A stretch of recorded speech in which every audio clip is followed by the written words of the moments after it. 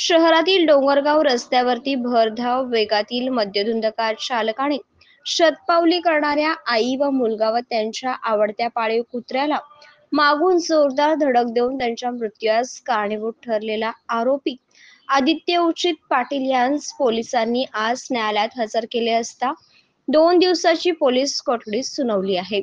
दरम्यान सदर आरोपीस नातेवाईकांचा तीव्र रोष व्यक्त करत घटनास्थळावरून पसार झालेल्या सदर आरोपीस फरार होण्यास मदत करून त्यास आश्रय देणारे आणि त्याची कार लपवण्याचा प्रयत्न करण्याची चौकशी होऊन कठोर कार्यवाही करावी अशी मागणी नातेवाईकांनी केली आहे। सदर आरोपी शहरातील उच्चभ्रू जॉन डियर ट्रॅक्टरचे संचालक उचित पाटील यांचा मुलगा असून त्यास पसार करण्याचा त्यांचा व नातेवाईकांचा सहभाग असल्याचं प्रथमदर्शनी स्पष्ट होत आहे।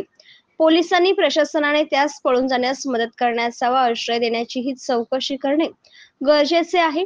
याशिवाय अपघातग्रस्त कार लपवण्याचा प्रयत्न देखील झाला आहे, कारण या कारची मागील नंबर प्लेट काढून टाकण्यात आली असून पुढची नंबर प्लेट देखील तोडण्याचा प्रयत्न झाला आहे। तसेच कार शिरूड चौफुली नजीक एका ठिकाणी उभी करण्यात आली होती।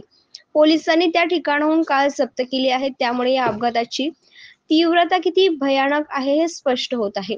नातेवाईकांचा तीव्र संताप पाहून पोलिसांनी सदर आरोपीस 15 तासानंतर अटक केली। त्यामुळे अपघात करून आरोपीस पळून जाण्यास मदत करणारे, त्यास आश्रय देणारे आणि कार लपवण्याचा प्रयत्न करणाऱ्यांची चौकशी होऊन कठोर कार्यवाही करण्यात यावी अशी मागणी नातेवाईकांमधून होत आहे। बेधडक मी मराठी न्यूज शहादा।